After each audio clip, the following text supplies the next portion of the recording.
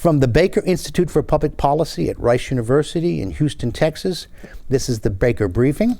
I'm Joe Barnes, Research Fellow at the Institute. This week, global leaders will meet in Dubai for the 28th Annual United Nations Conference of the Parties on Climate Change, known as COP28. The conference has been held annually since the first UN climate agreement of 1992. Observers around the world are noting the high stakes of this year's climate change negotiations. It will mark an occasion for countries to evaluate the world's collective progress on the Paris commitments.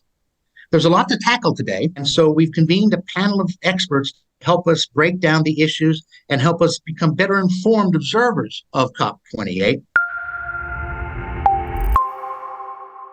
With me today are Kristian Ulrichsen, Mark Finley, Jim Krane, and Rachel Meidl, all of whom, I am glad to say, are fellows at the Baker Institute, and all of whom are experts on energy, the Middle East, or in a couple instances, both. So let's start with the general context before we delve into policy and what's on the agenda for this year's conference. Mark, please set the scene with a little bit of background. When did the COP start, and what has it accomplished in its 28 years? Hey, Joe, good to see you and look forward to a fun conversation today. The first COP, as you noted, they've been going on annually since 1995, every year except for during the pandemic. And over that 28 plus years, there's kind of good news and bad news. Some progress has been made, but much, much more is needed. Over the last 29 years, the global population has increased by 40%. Added 2.5 billion people. The world's GDP has more than doubled, but the bad news, CO2 emissions, at least from energy use, have risen by more than 55% over that period. The good news is that's a slower growth rate than we saw in the previous 30 years when emissions doubled. A key moment with the talks in the recent decade has been the Paris Agreement, which was agreed in 2015, entered into effect 2016. And that was a framework for friendly competition among countries to each set their own objectives for addressing greenhouse gas emissions. When we talk about greenhouse gas emissions, it's largely CO2, and for the world as a whole, that's about 3/4 of the total, and almost all of that is from energy. By sector, worldwide, the biggest sector for greenhouse gas emissions are power generation and heat, and agricultural uses. Here in the U.S., it's different. The biggest sector for emissions here is transportation. Since the COP process began, U.S. emissions have fallen, European emissions have fallen even more. But it doesn't matter. It's a global problem. And as I mentioned, global emissions have risen largely because of the growth in the emerging economies. For example, in China and India, emissions of CO2 from energy use over that period have more than tripled. So again, making some progress, but a long way to go. Oh, in terms of scale, U.S. per capita greenhouse gas emissions are nearly 20 times what they are for sub-Saharan Africa. Right. And how have we fared in terms of meeting our commitments? The United States has, again, made good progress on the early round of its Paris commitments. The U.S., under the Paris Agreement, has submitted a plan to reduce emissions by between 26 and 28% by 2025, and by a much larger 50 to 52% by 2030. And this is relative to a baseline that the United States has laid out from starting point of 2005. U.S. emissions since 2005, according to official surveys, have fallen by about 17%. Almost all of that, 99% of it, has come from reducing energy-related CO2 emissions. So really, it's a story about what's happened for the U.S. energy scene. And it's about slower demand growth due to lower economic growth, but also improved intensity of energy activity or efficiency measures. But also there's been a shift in the fuels toward a lower carbon mix, essentially a lot more natural gas and a lot more renewables and less coal. So that's how the U.S. has gotten to its reductions so far. Well, let's start moving into the conference itself. And it's not without certain controversies, starting with the setting. I mean, this is going to be held in the United Arab Emirates, a major producer and exporter of hydrocarbons. Do you think this is noteworthy in any way, or should we not pay attention? Is this a good or bad thing? What do you think, Jim? Well, it's definitely significant, right? The location in the UAE, one of the biggest oil producing countries in the world, and also on the front lines of climate change and climate damage, right? So the UAE and Saudi Arabia, Kuwait, Oman, Qatar, the Iran, Iraq, et cetera. Those countries are kind of in a lose-lose situation here, which makes it doubly interesting, right? So they lose if climate action fails. If we can't hold the line on emissions, these guys are on the front lines of climate damage. Those places in these countries will become unlivable. They'll be deadly if the power goes out in the middle of summer during a heat wave, right? So they need climate action to succeed for that. But they also lose if climate action succeeds in a way that pushes fossil fuels out of the energy mix in a big way, right? So these economies are dominated by oil and gas exports. They fund the patronage systems that keep these governments in power. So the UAE is kind of a forward thinker on this. They've been pushing, a green agenda for about 15 years now, since probably, 2007, 2008. A lot of this was hype at first. I mean, they were making a lot of big commitments and grand gestures that were pretty hollow at first. They had some difficulty completing some of their big projects. Some of their costs were really high. Some of their goals fell flat. But eventually they got it. And we're seeing some pretty dramatic results now. Part of this was a subsidy reform. They raised their power prices and took away subsidies. And they did this right as the photovoltaic solar power panel, prices were falling precipitously. So they become by far the cheapest way to generate power. They've got a lot of sun. They got a lot of empty land right outside their cities. So this led to some really big investments in solar, reduced their LNG. They're actually importing natural gas for their power sector. It actually killed off a big coal-fired power plant that was being built in Dubai that they were able to convert to natural gas. And it got them a UN agency, the first ever UN agency in the Middle East, the International Renewable Energy Agency. So I think the UAE has had some success. They want to show other petrostates that they can do this. The transition can be embraced profitably. They've got Masdar, their renewable energy company. It's like an offshoot of their oil company. They're actually profitable. So Masdar reported a $150 million profit last year, mainly in investments outside the UAE. Lots of those, all over the world, in the North Sea, here, the US, Egypt and Saudi, Indonesia, Turkey, lots of different places where they've been investing. So the UAE is also kind of positioning itself through this COP. I think it's got an easier path to net zero, to their national net zero goal by 2050. Their goal is also 2050. They've got an easier path than most countries do. A lot of their economy is based on oil exports, right? So they can keep exporting oil as long as people still want it. They've got airlines. They fly internationally. That carbon doesn't go on their account. Same with their big shipping and ports business. A lot of that carbon emissions from that doesn't really go on their national account. Although it does go into the atmosphere. It does go into the atmosphere, yes. So we're basically talking about bookkeeping here, right?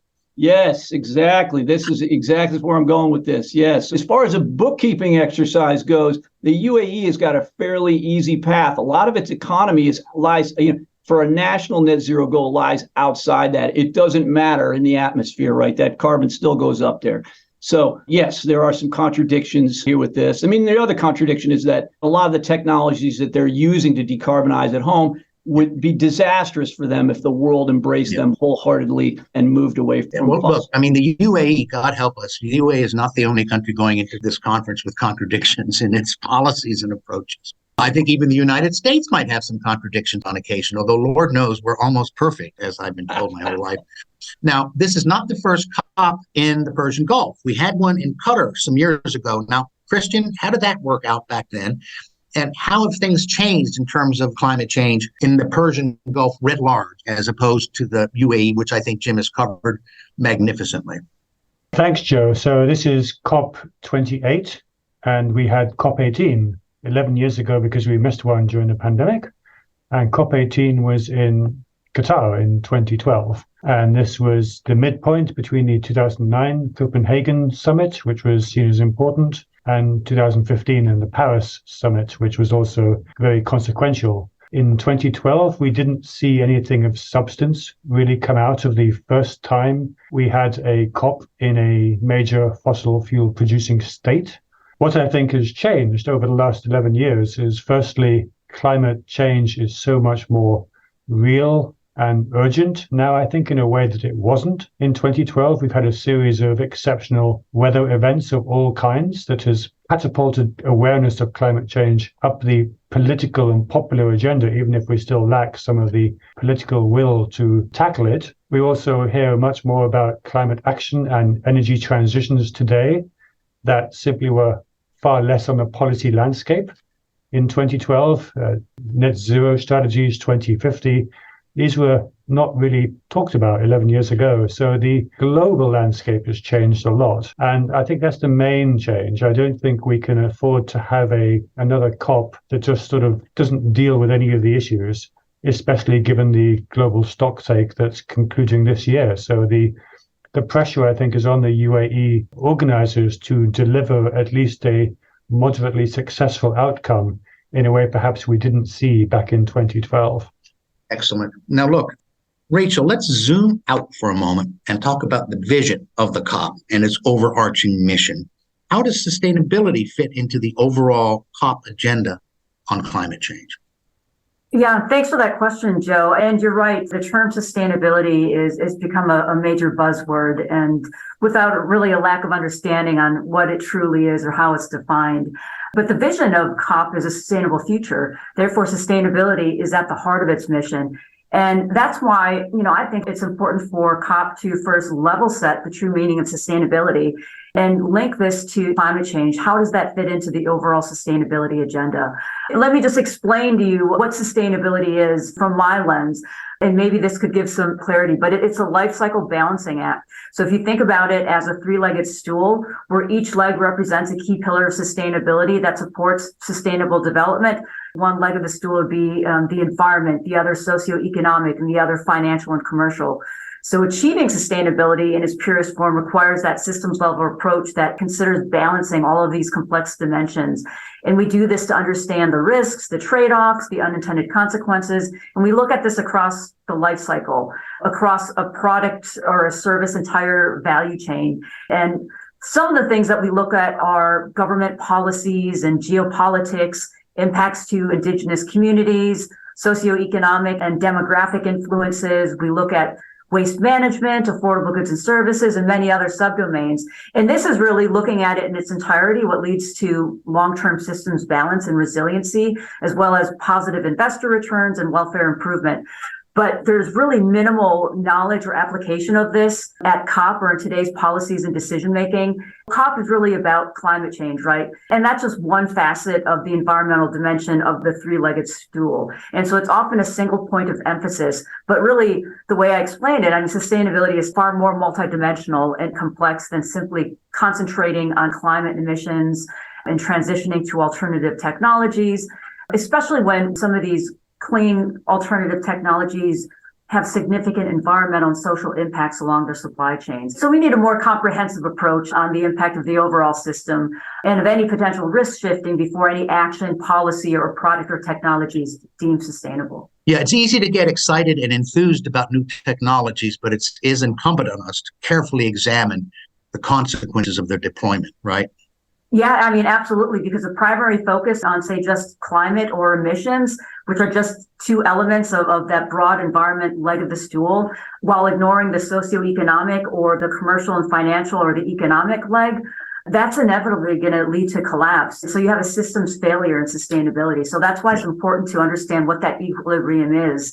And so COP should really recognize the complexity and dynamic nature of sustainability when discussing climate strategies, because there's great risk in taking an insular approach. Now, Mark, you gave us a big picture about how we're doing in terms of taking care of our emissions or meeting our goals. Now, President Biden is not going to this meeting, correct? Yes, that's correct, Joe.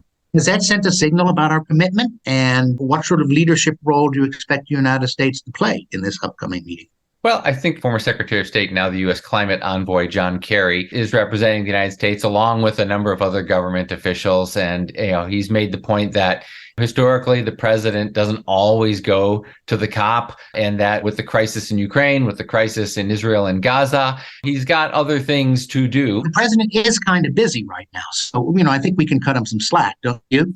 A fair point. And a lot of the legislation that the administration is hanging its hopes on in terms of the bipartisan infrastructure law, the Inflation Reduction Act, that both contain significant provisions to kind of drive the reduction of greenhouse gases within the U.S. economy, are on the books now and working away in time. Great. Now, look, just yesterday, 5 U.S. senators and 14 House members released a co-signed letter urging COP organizers to adopt new standards for participation by the private sector The letter stated, one of the largest barriers to strong climate action has been and remains the political influence and obstruction of the fossil fuel industry and other major polluting industries. These are tough words.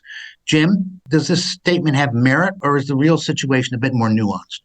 Well, yeah, I mean, those concerns are certainly valid, right? I mean, the fossil fuel industry has definitely tried to obstruct climate action. Despite that, I mean, I'm still of the view that we can't really pursue this goal of net zero and removing carbon without the oil industry. They have the expertise, they've got the capital, they can deploy it, they can do big projects, they can bring all that to bear on the climate problem. The problem is so massive in scale with technology, some of which we understand, some of which is still in development. Can you transition something as gargantuan as the global energy system without the cooperation of its biggest player? Probably not, right? I mean, you need pipelines and engineers and geologists and seismologists, and the renewable companies that folks like to tout don't have these assets, right? So big oil needs to be on board. Yeah, it's been a part of the problem. It still is, but we still need it as a partner anyway, from the supply side, right? But also the demand side. I mean, you can't just hit the supply side. We need to tackle demand. Right. They've been doing some foot dragging, but they've got skills that are transferable to this. I think the question should be about the speed at which they are moving, or maybe not moving quickly enough, right? Should they move more quickly? Yeah, I think so. But do we need them on board? Yes, definitely.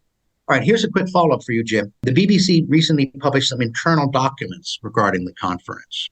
Can you talk about these leaked documents and what they reveal, if anything, interesting? Yeah, there's actually two leaks recently, right? So the BBC one, and there was an earlier one that Politico ran. They actually sent the documents to me, so I had to look at them. Most of them kind of reflect the notion that the same guys that do oil and gas are the ones doing climate, and they're also kind of a type A personality when it comes to diplomacy, right? They want to do some multitasking at the COP. So the first one of these, the Politico one, was a little more interesting. I mean, they found a document suggesting that ADNOC, the big national oil company in Abu Dhabi, was delaying their announcement of one of their big tranches in upstream investment in oil and gas from right now, from late to 2023. They were going to push that announcement to 2024 once the COP was done because it was a bad visual for them. That's kind of embarrassing. That document also said that the UAE wanted to focus on its progress in emissions intensity rather than overall emissions, which kind of looks like a dodge. I mean, the climate doesn't really care about intensity of emissions. It cares about overall emissions. And the BBC one was that the UAE was going to discuss some of its investments in renewables and LNG with some of the relevant countries attending the COP. This was more like a tip sheet for its diplomats, something you might expect to give to an ambassador before a meeting, as you, I'm sure, probably have done yourself, Joe. Oh, yeah, Mozambique. We're happy to take a stake in your LNG development if that thing ever moves forward. Are they supposed to do this stuff at the COP? No. And you definitely shouldn't be putting it out in writing. But, overall, I think the revelations are pretty minor. Let's talk a little bit about the policies potentially coming out of this conference. Mark, what is on the agenda this year for COP? I think actually going back to some of the conversation that Rachel and Jim mentioned earlier is that I think one of the noteworthy developments is that there is a greater realization that climate efforts take place in the context of everything else going on in the world with the Russia-Ukraine crisis and the spike in energy prices that we saw over the last couple of years. There's kind of a growing realization that we need to be able to address climate change, and we need to continue to address energy security, and we need to continue to address affordable energy, both in our current fossil energy-based system and throughout the transition. So hopefully we will see more of that balanced approach, the multiple legs of the stool that Rachel talked about. In terms of items on the actual agenda, the big item is, as my colleagues have already mentioned, the first global stocktake. This is the first time that the Conference of Parties will sit down and actually look at how everybody is doing relative to their Paris commitments. The early signs aren't good. The synthesis report that came out a couple months ago said global emissions are not in line with our mitigation pathway. In addition to that, we've seen equity issues really skyrocket up the COP agenda in recent years. This idea of the rich countries cause the problem and the poor countries are the ones who are going to be left dealing with the consequences of it. And how do we manage and address that, both in terms of the loss and damage that came up earlier, but also just in terms of paying for the investments in the transition. And so there will be talk about trying to put real teeth into and real dollars behind these these efforts. Beyond that, I think that there's an issue around whether these efforts are going to be bilateral or multilateral. Even in the Gulf states, we've seen the Emiratis, I think, are pushing for kind of this multilateral approach coming out of the COP.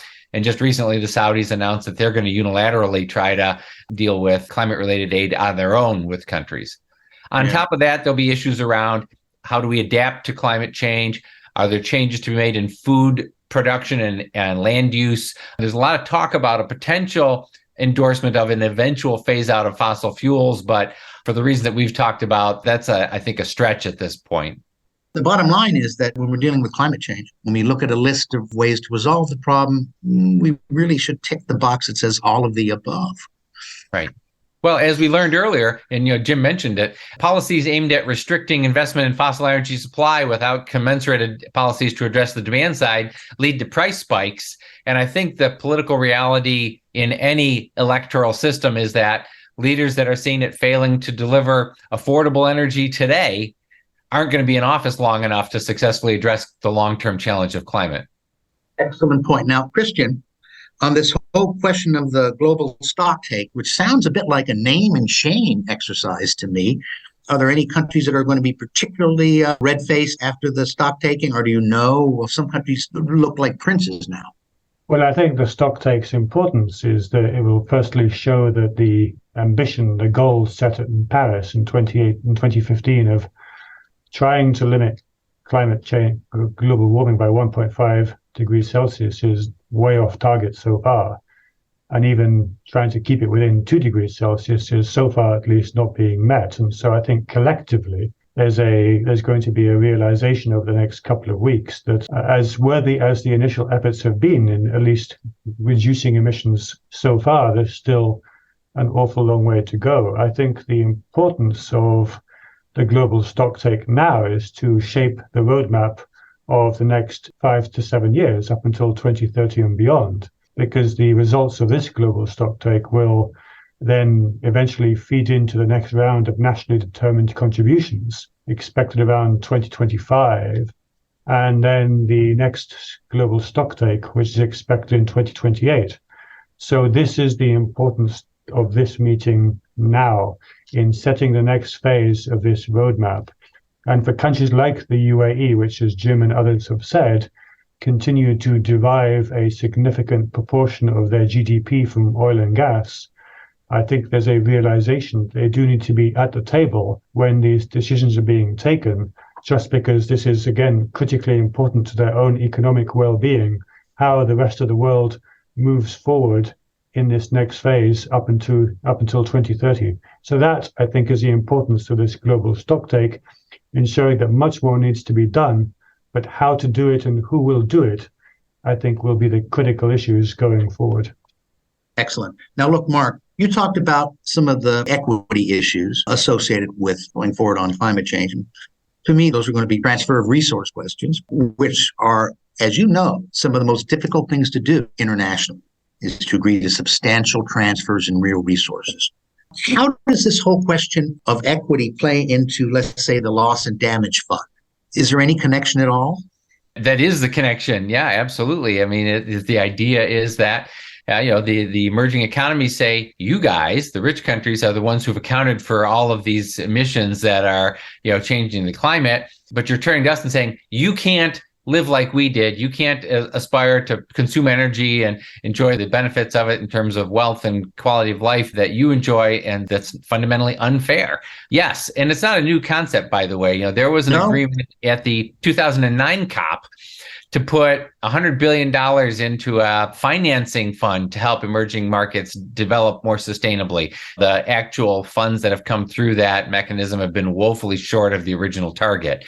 By the way, this concept of equity doesn't only apply between rich countries and poor countries. Here in the United States, a lot of the same dynamic is at play within our own borders. I mean, policies that provide great incentives to purchase electric vehicles or put solar panels on your roof accrue to people who can afford to buy new cars and who own their homes. The data shows that lower income households are significantly less likely to own a home or to drive an electric car, for example.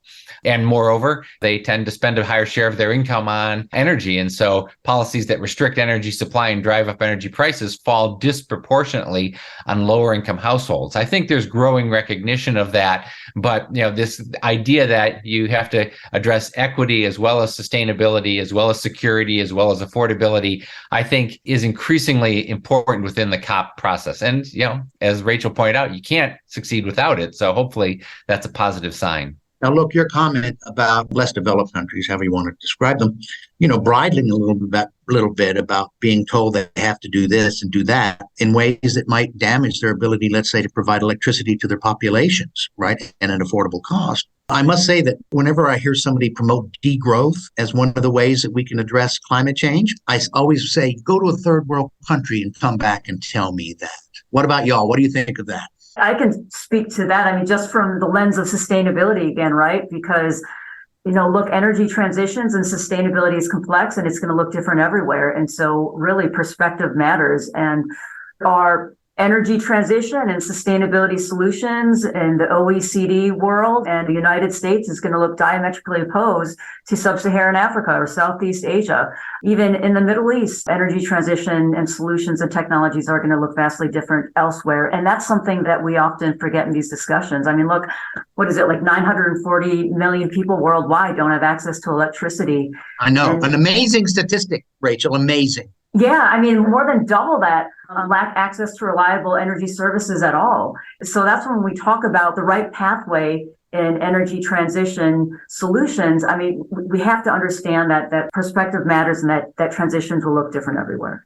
Absolutely. I mean, you might say, like, the people that should be concerned about emissions are the people that are emitting, right? So a lot of these countries that Rachel and Mark are talking about, underdeveloped countries, sub-Saharan Africa, they're not really part of the problem anyway. So they're not making these emissions. Right? Totally. And they're in a vastly different state of consumption than other parts of the world. They use different materials and different heating sources, and their physical realities and everyday realities of survival and living are very different than ours in the developed world. We're getting close to the end here. We'll have a couple more questions. The International Energy Agency said in a statement that the oil and gas industry is facing a moment of truth at COP28 in Dubai.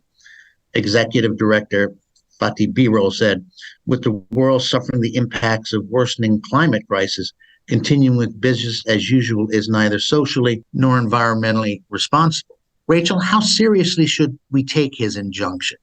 Well, without a doubt, there's been a lot of controversy surrounding the conference and its ties to oil and gas and their actions and commitments and speed at which they're committing to decarbonization and other strategies.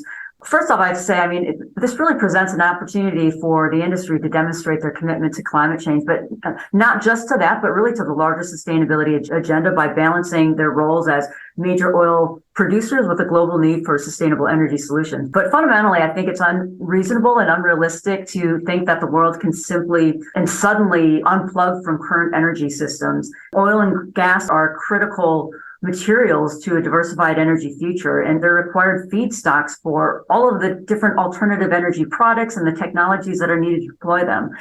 So statements like that really disregard physical realities because we can't scale solar and wind and electrify anything without hydrocarbon inputs. And right now we don't really have any scaled alternatives to that.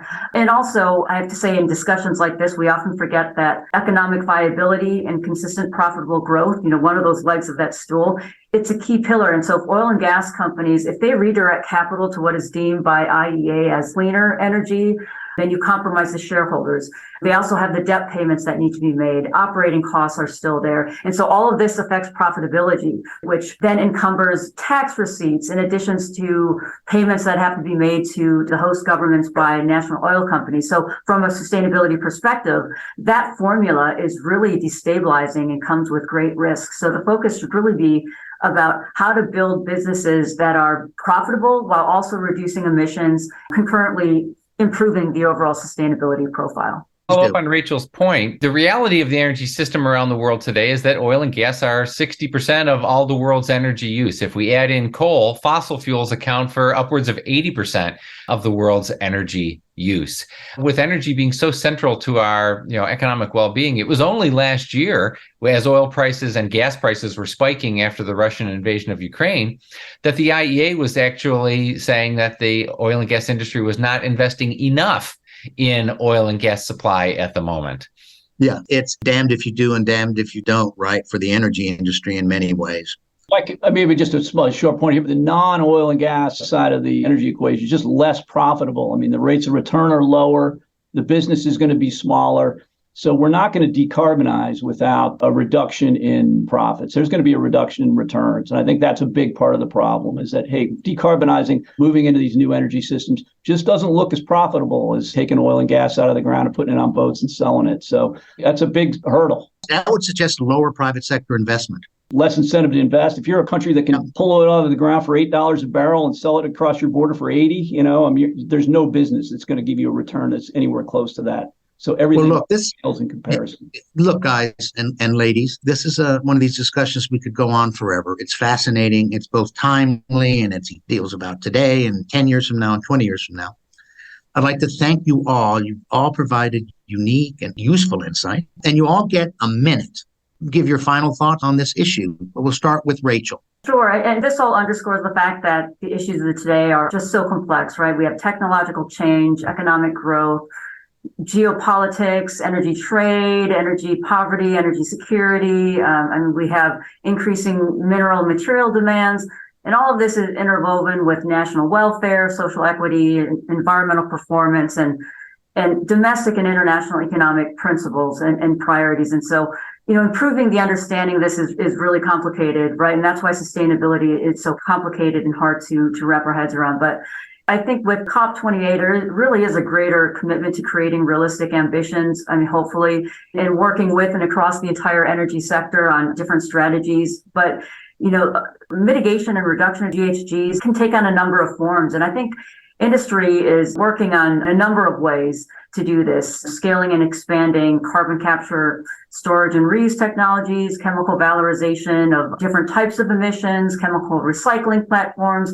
So all of this is really needed to address a lot of these issues that we discussed today. But I mean, it's going to take a systems-wide approach and really a phased approach, not something that we can tackle, immediate and all at once, and can't walk away with COP28 kind of meeting all of those, but much more incremental. Okay, thank you, Rachel. Next, Kristian, you have your moment on the soapbox.